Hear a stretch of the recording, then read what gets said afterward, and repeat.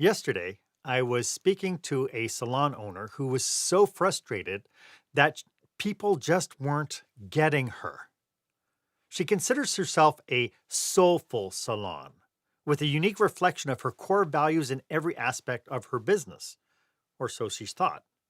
But her staff and her customers, she would always say, they just don't get it. So, how can we, as owners, ensure that our messaging, our product development, and our delivery match our why? And that's what we're going to be talking about today on Marc Haine Live.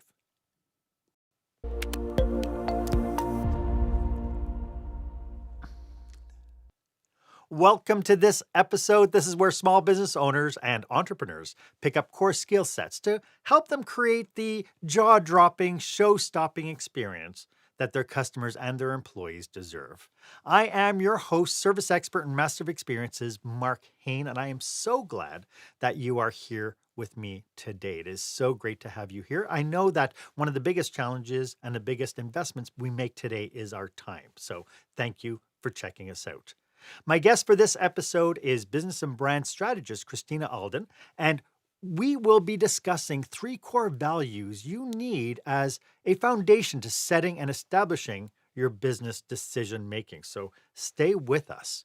If this is your first time with us, I invite you to check out the other videos on this channel. Each one is chock full of information and learnings that you can apply to your business, featuring experts just like Christina. And it's absolutely invaluable. In the midst of crisis, we can truly see if we walk the talk of our values that we set for our businesses. The challenge is if we are incongruent, our employees feel it and our customers feel it. In fact, all our stakeholders feel it. So that brings me to our question of the day.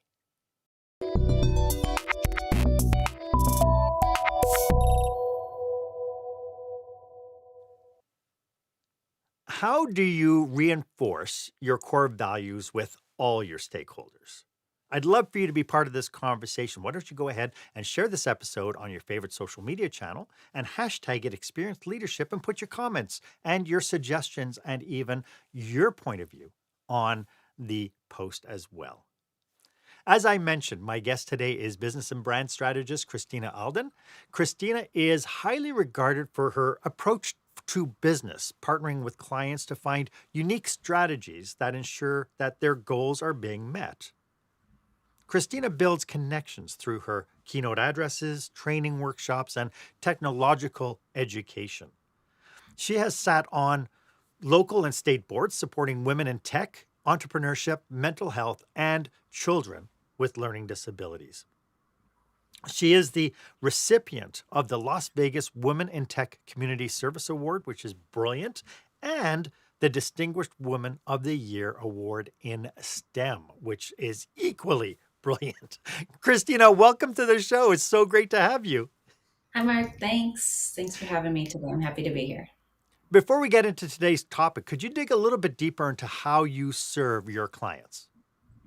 Everything that I do is wrapped around emotional intelligence. Emotional intelligence has 26 different traits. And so, whether we're talking about leadership, whether we're talking about your team outputs, whether we're talking about your sales strategy, your marketing, your overall brand strategy, it all comes back to emotional intelligence. And that's my approach. And so why do you think that this is such an important topic for today's world and the climate that we're in today? Well, so much of it, when I say that there are 26 different facets, we're talking about empathy, we're talking about communication, we're talking about emotional awareness, we're talking about self awareness. Those are just some of the facets of emotional intelligence. And as you can see, if we are going to be successful leaders, right? Those are important traits to have, as well as if we're going to create a brand strategy that really connects with our audience and our ideal clients. Well, then we're going to need to be able to empathize with them. We're going to need to be able to be aware of where their emotions are. We're going to be able to have to communicate that message, as well as you gave the example at the beginning, right? I get this a lot where people say they just don't understand. Well, that can be really expensive. That can be really expensive to say that everyone around me just doesn't get it. That's an expensive communication problem. A lot of times, the big hot topic right now, especially my industry, I work in tech a lot, is diversity, equity, and inclusion. And people really don't often like to hear this, but DE&I is often not a diversity problem. It's usually a communication problem. Yes, so good. You mentioned the phrase emotional intelligence. I Uh-huh. know that there's people hear EQ, they hear emotional intelligence, they're hearing Uh-huh. all sorts of taglines around that. Could you just define for us what emotional Yeah. intelligence actually is? We're born with our IQ, right? Our intellectual quotient. We're born with that automatically. That is how we learn. That's our capacity. That is how we take in information. Our EQ also considers our intuition, how we feel about things. The cool thing about that is that our EQ can be shifted. Our some people say EI, or emotional intelligence. Our emotional quotient, our EQ, can actually be cultivated more. And you can see the posters behind me. In fact, this is my emotional intelligence keynote that was live drawn on stage while I was delivering it. I do a workshop, I do a keynote, and I do several other trainings about how to improve our emotional intelligence, cultivate more of it in our lives. And you can do that by becoming more emotionally self aware yourself, by improving your communication, by building mentorship into how you put your own skills into the community, right? And so that's what emotional intelligence entails. And I help people, employees and leaders alike, to cultivate more of it so that you learn better, you connect better, and at the end of the day, all of that affects your bottom line, because that's Yeah. really what we're talking about, right? Yeah, at the end, it's all about at the end making the sales and making the profit behind it and That's right. minimizing the expense. But to that point, the this idea that uh, when well, part of it is I've talked to leaders who have a belief that they're emotionally intelligent, that they are Uh-huh. tapped into. How many times have you talked to a leader who says, "No, I'm tapped into what's going on in my," and yet Yep. it they don't know that they're getting it wrong. What are some of the signs that maybe they are getting this wrong? Some of the signs that you're getting it wrong are you're losing employees often. You have a high turnover, right? You're losing clients. We call that in tech, we call that like our churn, or like your burn rate. Um, Maybe you're really great at going out there, your sales team is rocking it, your marketing campaign really worked, you onboard a whole bunch of users for your app, and then it's like every 3 months, these people are dropping off, they're dropping off, they're dropping off. These are really expensive problems, and they can affect your bottom line. And so if you're not really understanding that and doing the market research up front, it doesn't matter how amazing your marketing campaigns are or how amazing your sales team is. Once they get onto your app or your website and they're using your product, people are going to go away because you didn't do that upfront market research where you really were asking nuanced questions to get into the minds of how your buyers were feeling at that time. You have to really understand, all right, where was the fulcrum at these little micro moments that happened that led you down the path on your customer journey to make that purchase or not make the purchase. And then once they're there, it's important to make sure you have these strategies to get feedback, not just with surveys, not just with polls, but actually to have nuanced conversations. And it goes the same internally as well. You have to Mm-hmm. have those conversations with your partners, with your employees, because your community partners, guess what? They're out there spreading your message. And so it's really important for you to drive and direct that message in a positive Well, way and and use those to your tools. point that they're spreading the message they have about you, whether That's or right. not it's in sync with what you want them to be talking about. That's exactly it. But you mentioned multiple times about customers. I believe that when we talk about customers, we have to also include employees. Uh-huh. There are a lot of myths around now why people are becoming disengaged and why people leave. And so both employees and customers. Yeah. What myths do you think need to be busted? What are some of the things you're hearing and you're just going, that's just not the case? Well, a big part of it is people say, they say there's this mass exodus right now, right? About how, oh, people just don't want to work. And in fact, that's not true. What we know about human behavior, remember, I'm the student of emotional intelligence. I larger population. My degree, in fact, was in ecology and environmental sciences. So I've been studying systems and human behavior and how they move in those ecosystems for decades, right? And so when we think about human behavior, in fact, things that bring us happiness and joy are purpose. And Yes. so people want to know that there's purpose. I know brilliant technologists who are getting paid a lot of money, and they will change jobs if they feel like their work is not fulfilling, if their work is not helping, if the tech that they're building is just maybe, you know, pulling a lever, moving a toggle, that's not valuable. No amount of money that you can pay them is going to be fulfilling and keep them in that role. I just returned from Scottsdale, in fact, from the Executive Women's Forum. It's a cybersecurity conference. The top leading cybersecurity women in the country, fight Fortune, or in the world, even Fortune 50, Fortune 100 companies. And we had this conversation about, it's not about the money. My staff needs to know that they're challenged. They need to know that they're respected. They need to know that they are actually working on technology that's making the world a better place. Otherwise, they leave, and they'll leave for less money. It's not about the money. And there's a big shortage of people in cybersecurity right now. So this conversation was ongoing the entire week throughout the conference. It's amazing, eh? And to your point, I know people, peers who, at some point got into, the big thing when I was in college was programming, was getting into the Right, IT business and programming. And right. when I talk to people who've been like 10 or 15 years into it, and they Uh-huh. decide that they wanted to leave, I said, "Why do you leave?" He goes, "Well, because I wanted to get into programming where I could get creative and solve problems. And Right. most of the time, all I'm being done is being given code and told to fix Yeah. it."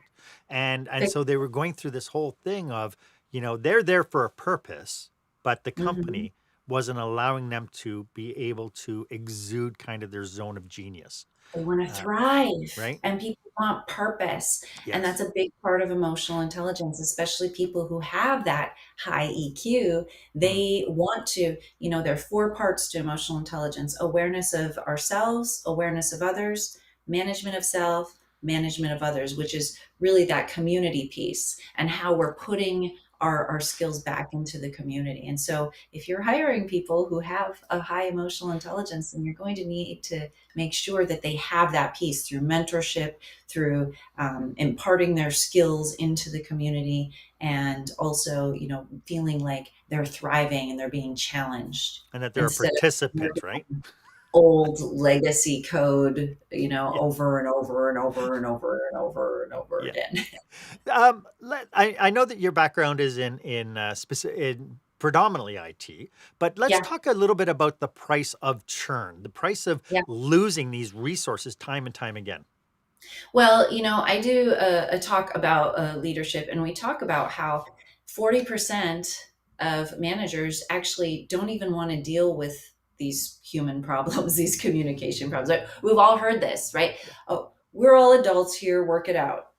That's what they say. Or Yeah. they say, when you look at the surveys, it's something like 87, 90% of managers think, oh, I have an open door policy. My people can come in and they can talk to me anytime they want. And in fact, you do the survey for the people and it's like 35%, right? So they have this false sense that they have an open door policy. No, our policy is just don't be a jerk, right? We've heard that before. I'm like, that doesn't work. In fact, you have to be specific because you have to define what a jerk looks like Otherwise, there's no communication back and forth. There's no accountability back and forth, and there's no way to solve that. And so, what happens then is people become disenfranchised, and you lose a lot of the really good people, and you end up with people who maybe aren't so excited to Be be there.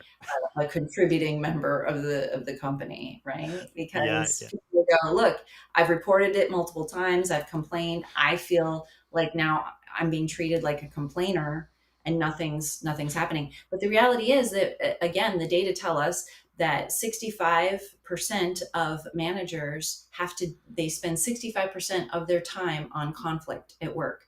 And so the managers, as we saw earlier, they don't want to deal with that conflict.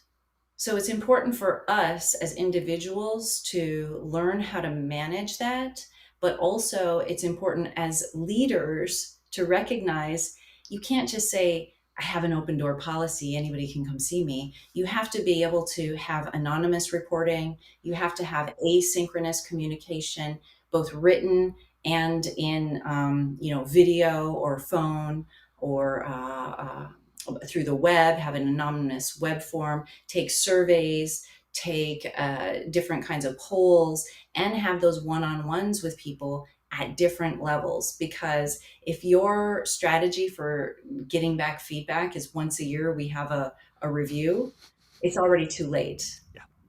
And Could then you of course you're going to hear like people don't want to work and they're out of here, yeah. Yeah. And then people are going, I just don't know why.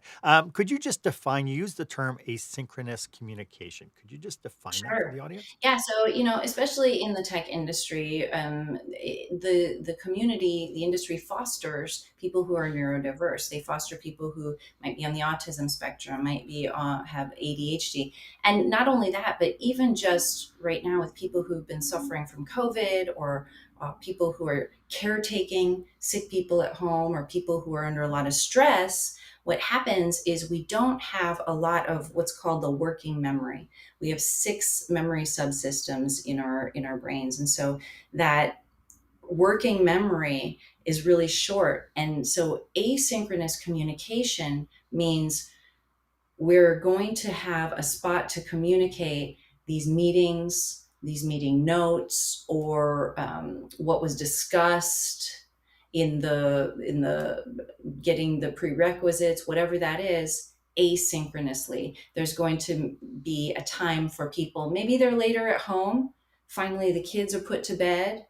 Finally, the person I'm caretaking is resting, and I can actually now focus on my work. I want to open up a written document and communicate via text, put my notes in there. Maybe there's a video that's recorded of the meeting. It's a Zoom meeting. It's recorded. It's put into the company intranet, and then I can go in and I can write comments on the video later. So that's what I mean by asynchronous communication, especially with remote teams. We see this, right? If there's a 10-hour time zone difference or a 12-hour time zone difference, then it's going to make sense that we have the ability to communicate asynchronously when we can actually focus on that time for whatever reason, for if it's a neurodivergent reason, if it's a distracted reason, if it's a I'm busy, if it's a time zone reason.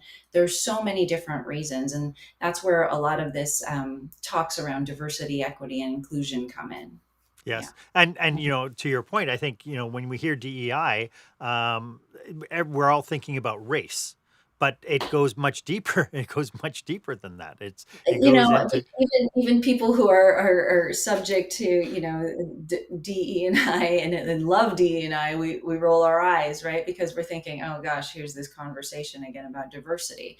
right. Lots of times it's not a diversity issue, it's a communication issue. And I know people don't like to hear that, but a lot of issues could be solved by having more communication for people that is inclusive, right? And Yeah. so what happens is we send out the surveys, we send out the polls, we think we're doing a great job, we look at the data and we go, okay, 90% of people said this, so this is how we're going to proceed. But only The issue 10% answered the poll. And the right, and the issue with that also is that there are, 10% that are outliers. There's somebody who is hard of hearing. There is somebody who has a physical limitation. There is somebody who has a time zone limitation. We need to also include that subset into whatever we're building internally and externally as well. And whatever data that we're feeding the apps, whatever we're putting in, that's what it's going to put out. And so if we're only putting data in from one perspective or from 90%, we are excluding that other 10%. It takes more money, it takes more time. That's the reality. And so people want to push, push, push to just, no, this is the best. These are what most people want. Okay, cool. Except now we just, excluded somebody who uses a cane and needs to walk into, and now we've designed the entire building without a ramp for them, or we've decided to design the accessible bathrooms on the second floor and make them go all the way up while everybody else their bathrooms are on the first floor. These are the types of things that happen when we don't include the subsets of people, and it all comes down to communication. It all comes down to doing that upfront market research where we're having those nuanced conversations to really find out what led people down these decision paths. And if you're having those conversations, you'll walk out of them with about 15 to 20 actions that you need to take when you design your products, when you Yeah. design your company, when you're designing your process And your for customer touch points. feedback. That's right. Yeah, this is, I am loving this conversation, but we will be right back with more from Christina Aldan. When the spotlight shines on your business, are customers applauding or yawning? In other words, how is your business performing? Make your business a star with the new book, Lights, Camera, Action, Business Operational Excellence Through the Lens of Live Theater by Marc Haine. Marc uses his business and acting experience to help you see your business like a live show, so you can create a performance your customers will never forget. Buy Lights, Camera, Action today at your favorite online retailer or directly at marchaine.com. Welcome back. I am speaking with the fabulous Christina Aldan. Let's talk. We've talked a lot about kind of this overarching kind of understanding of the umbrella that we're under when it comes down to this idea of culture. Let's talk about the importance of establishing core values within our organization. Yeah, I think it was, I always get it wrong, but I think it was Walt Disney who said, like, once you understand what your core values are, all the other decisions are easy from there, right? So for me, when I first started out with my consultancy, I'm a brand strategy consultant, speaker, trainer. But when I first started out, I thought, I would need to take on everybody. I would need to take on all the clients, serve everybody, everything. And that actually didn't serve me all that well. It wasn't until I got down to my core values and really understood what I was about that I started then attracting similar clients with those same core values. And so let me tell you what that looked like for me. For me, I built my consultancy initially and my agency helping female entrepreneurs and female entrepreneurs who were doing a lot of social good, who were very active in the community. That was important for me to amplify their voices. I became co-managing director for Girls in Tech Las Vegas and really started plugging into that community as well and supporting other female business owners. Once that happened, I attracted other women who were all about the same, right? They wanted to lift each other up. We weren't seeing each other as competitors. We saw each other as collaborators. And when I started doing that, my work changed. The decisions that I made in taking on contracts changed because I would have a new client as I expanded my business from there as well. And I hired a web development team because I was doing many more of the sales and the community stuff. I started to look at these contracts and people who came in, and then I started to be able to decide, this is probably not a good fit for us. Like, I don't want to build a website that isn't in alignment with our core values, that isn't going to lift up other people, that doesn't have a positive message, that is maybe they're harmful to the environment. My background, again, I was in ecology and environmental sciences, so that was always important for me too, right? And once I started making decisions based on those core values, it really helped me focus in. I stopped taking on just any client willy-nilly, and then I'd have drama because there wasn't a good alignment, or they weren't going to have the integrity to honor a contract, and then I'd have to work with that. And so those core values are really important, so we have to think about that as a company. What are those core values? And then hire folks who are also in alignment with those core values, because if I'm a company and I want to focus on speed of delivery over quality, but then I hire employees who focus on quality over speed, we're going to have some tension, and we're going to have some really difficult times for product delivery. And to your point, it could be that the values that you celebrate are really pretty weak values. A perfect Mhm. example is when I see in the mission statement about we will honor our stakeholders and Yeah. support our right, and they use words like employees and customers at the very end of their mission statement. Um, Yeah. but the challenge, I think, is the incongruency. I think that we will attract people in our realm. So if you focus on stakeholder value and stakeholder Right. return on investment, you're going to attract the people who are in that.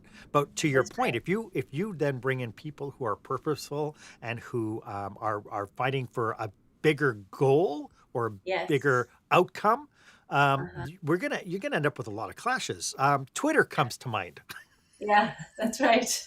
That's right. Twitter is a hot mess right now, and so it's very interesting because yeah, they came on their new CEO, and then they went and fired a whole bunch of people, and then within 24 hours they invited a whole bunch of people back, and Oh yeah, we do need you. oh, that's right. We do need you after all. And a lot of people are saying, well, in fact, the price is a lot higher now, right? And so it's really, really costly. And they were already losing advertisers because, advertisers at companies, every single company, and this was already coming down the pipeline earlier in the year. They don't talk about that, but advertisers and companies have a very specific set of core values, their brand strategy, right? They have a branding guide, a style guide. Every single company has this. It talks about their mission, their core values, their tone, what kind of messaging that their brand is putting out. And if they see advertisers that aren't in alignment with that, then they're not going to spend their dollars there. And so this was already coming down the pipeline in April and May, once the drama had started for the initial talks. And so people are acting like, oh, suddenly in just 2 days, all the advertisers are pulling out, and this is a well. In fact, that's not quite. It's been kind of coming down the pipeline, and then alongside that, yes, if things aren't going to align with their brand strategy, then they are not allowed. It's in their how their operations are. They're not allowed to advertise with other companies and that aren't in alignment with that. That's just how it goes across the board.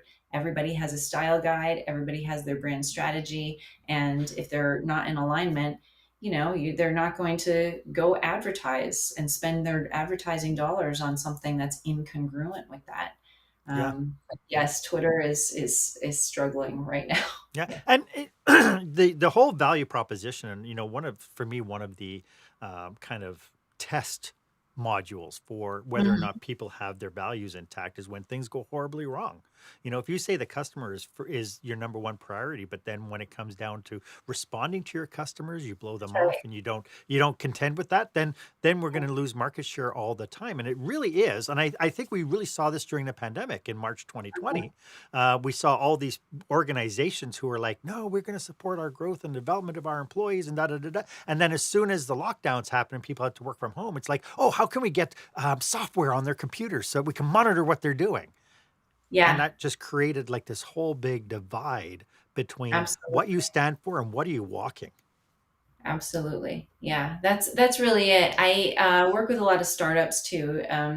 While I do, corporate training, I work with small businesses or medium-sized companies as like their fractional CMO. And when Tony Hsieh had invested his $350 million in downtown Las Vegas, we had the downtown project, and we had a lot of startups born out of that. And so one day, I took a lot of meetings and did some advising and stuff. And one day I sat down as an example with a company that was building a health app. It was a web application that organized partners and vendors and everybody all in one spot. And I sat down and I said, "Well, this is a great company. I love your idea. Tell me a little bit about your core values." And she said, "We value health. We value our employees, number one thing, and we really value putting out quality secure software." And I said, "Okay, that's great. So how was your weekend? Are you sleeping? Are you startup life, the grind?" And she said, "Oh my gosh, I'm really proud of our team. I'm so proud of our team because all weekend we just did this huge push. I'm exhausted. I've only slept like 2 or 3 hours a night." And I said, "Okay, so is everybody here? Because you're going through the accelerator." "No, we have employees here, and then a couple remote, and then we have some people that just flew in just for the weekend, just really get down to it. But we got the launch done. I mean, it wasn't perfect, but it's good enough for our demo." And I said, "Okay, hold on, let's just pause for a second, because first you said employees are important. Then you told me that you didn't pay them for doing all of this extra work overtime over the weekend. Next, you said health is important. And you're telling me, you're looking at me and your eyes are bloodshot, you're exhausted, you haven't slept, your co-founder hasn't slept, and then the third thing is that you said quality secure software. And how are you pushing out quality secure software if you are, just racing to get it out the door for this demo? And I have to wonder what kind of testing you did and things like that." And she paused and she was like, "Oh, yeah, you're right." I was like, "At the operational level, at the very foundational level of your business, you're not living your core values. And that's going to show through your products, your employees, and also through your own performance, through your leadership." Yeah. Yeah. And sometimes it just takes somebody like yourself to be able to point that out. So to that point, how Mhm. can people get in contact with you if what you're talking about is resonating with them and they might need a little help? I'm Lucky Girly Girl everywhere on the interwebs. So it's LuckyGirlie girl, Lucky Girly Girl everywhere. You can reach me on LinkedIn, on Twitter, on Facebook. Well, as long as Twitter stays up for a while, we'll see what happens. I have my website. You can contact me through there. And then, through email, but I'm always available. I work, like I said, I'm an international speaker and trainer. So I'm happy to help. And anybody who's listening to this, I'm happy to give a free 30-minute consultation to your viewers, your listeners, Love it. if they want. We can get a lot done in just 30 minutes. Sure. That sounds Hmm. great. It does seem to me more than anything else, the magic bullet here is really establishing trust. Yeah. Yeah. And go ahead.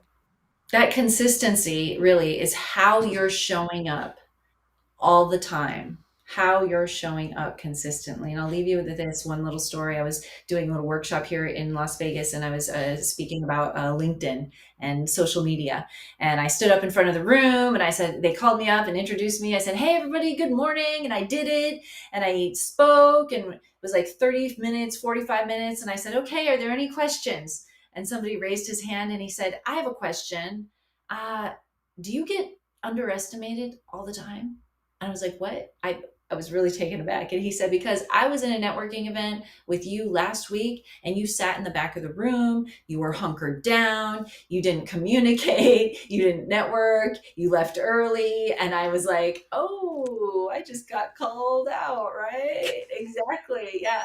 And so consistency is how you're showing up, because the reality is you already have a brand, your company already has a brand, and the important part is to drive that conversation.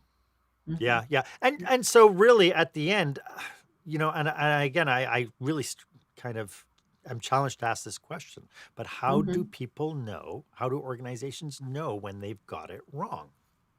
Yeah. Well, I can tell you, when you've got it wrong, when people are leaving, when you have a high churn rate for your customers, when people are calling in sick. If you find yourself like the story earlier where she was saying, I just don't, people don't get it.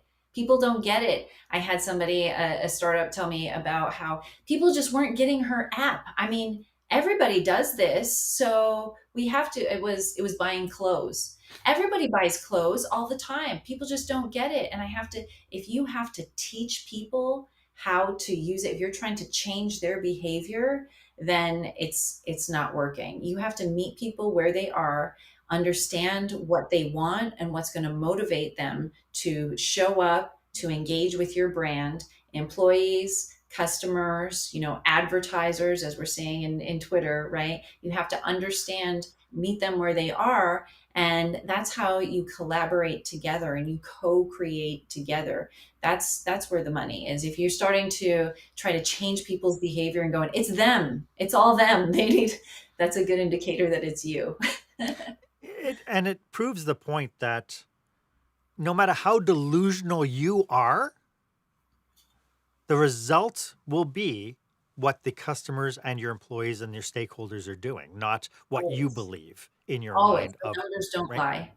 And and Always. and Those numbers don't lie. And how many times have you run into an operator or a business person who goes, they're just stupid. I don't get it. Like, Right. I remember reading a story about Microsoft ages ago when they were with the programmers and they would program all this stuff and the users weren't getting it. And they'd go onto the Yeah. helpline and stuff. And all the programmers were like, people are just stupid. They're just People stupid. just And don't get and it. and so then they forced, to your point Yeah. earlier on about this idea of the market study, they actually Right. brought users into the room and had the programmers actually watch how people were using the That's software. And what it we was need to do. only then that they turned around and went, oh, Oh, okay.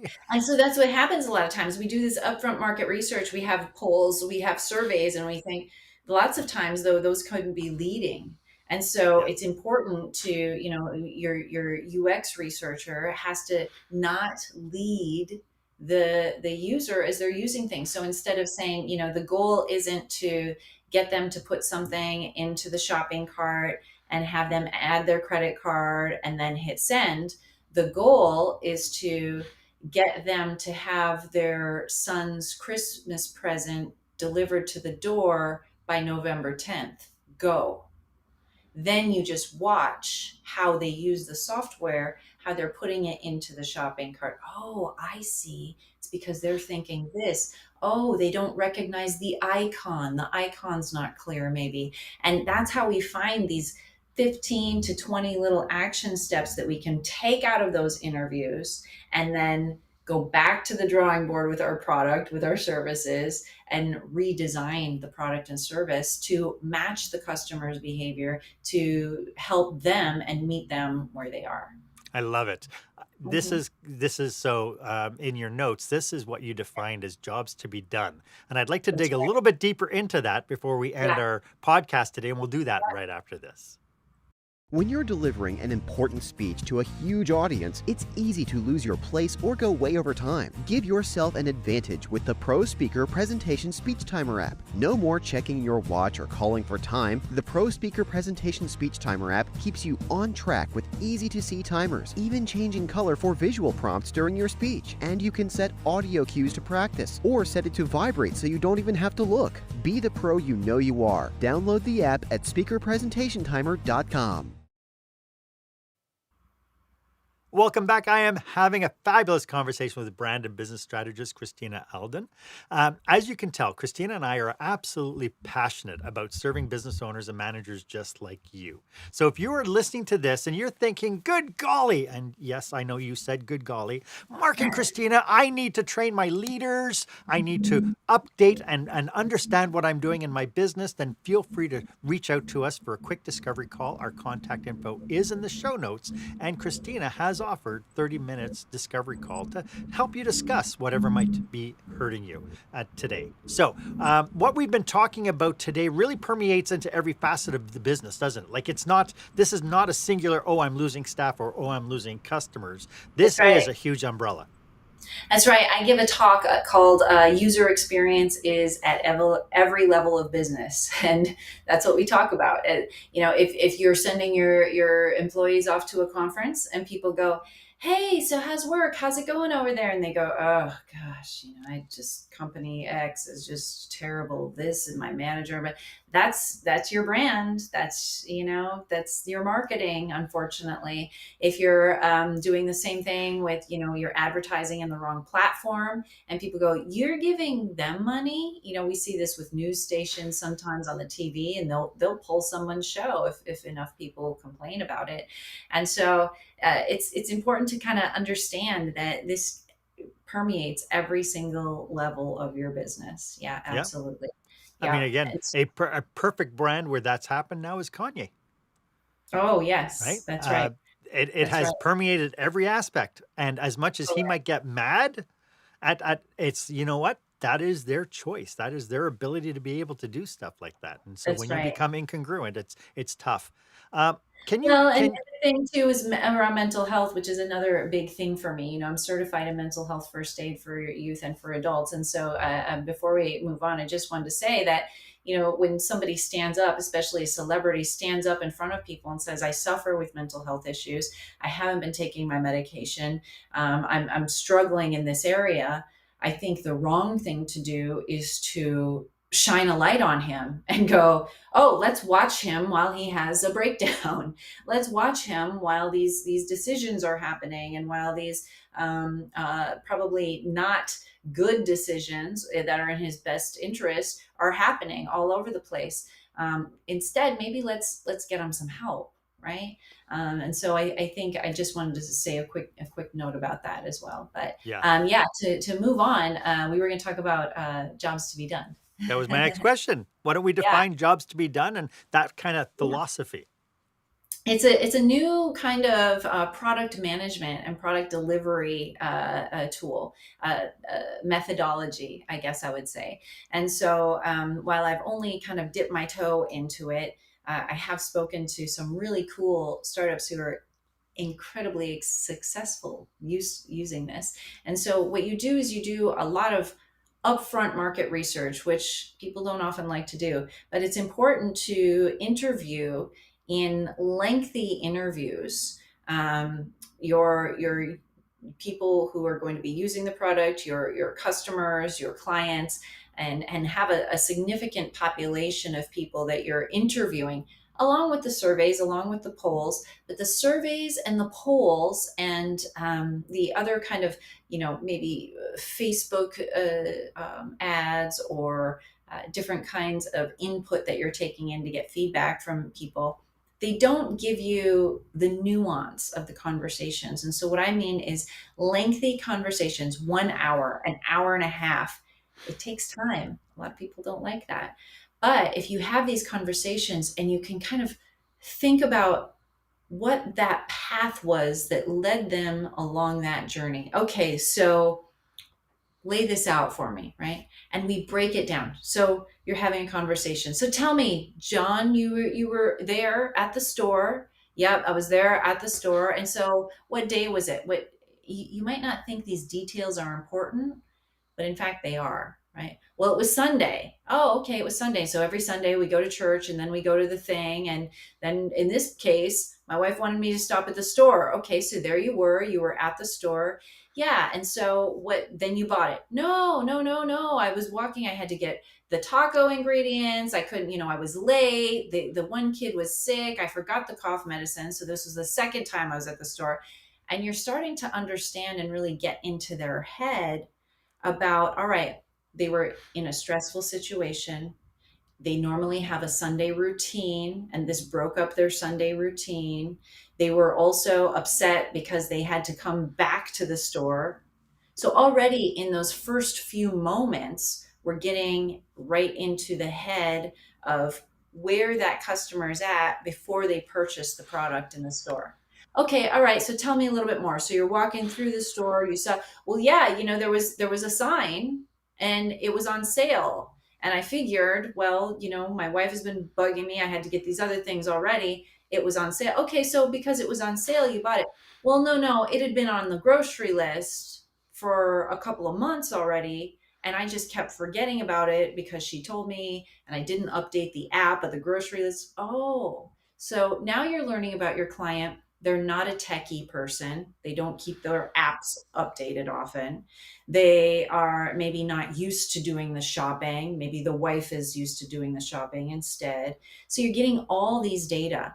And after you do, let's say, 20 of those interviews, and I know it's time consuming, but if you do about 20 of those interviews, you can find some patterns in there, and you can take out about 15 to 20 different actions, jobs to be done. Okay, look, this is what we need. We need to make sure that on Sundays, our product is at the forefront of the end cap. So it's easy to access and people don't have to look for it. We need to make sure that it has a sale sign on those Sundays because that was the additional trigger. We need to make sure that the person doesn't have to open up the app on their phone to get the coupon for it. Maybe we have a paper coupon. Maybe we have some coupons just sitting right there on the shelf even for them for the sale.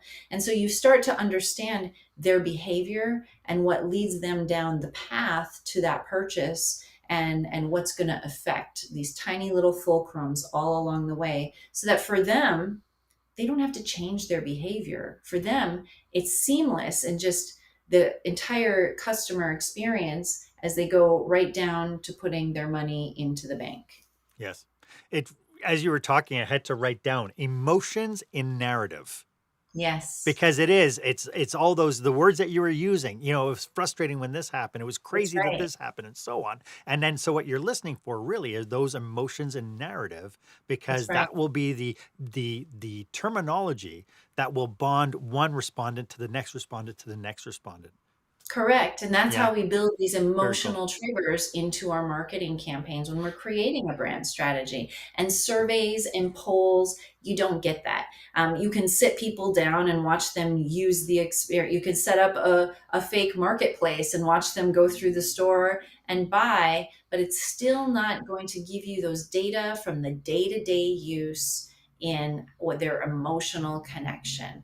And so that's really what makes that methodology, the jobs to be done methodology, very successful. Yeah. We have talked about so much today, Christina. It's just been, and I knew that this was going to happen when we first chatted a month ago. But as people are watching this, there are different aspects going on. Are there any cautionaries people should be aware of if they decide to jump on the bandwagon and say, okay, this month we're going to change?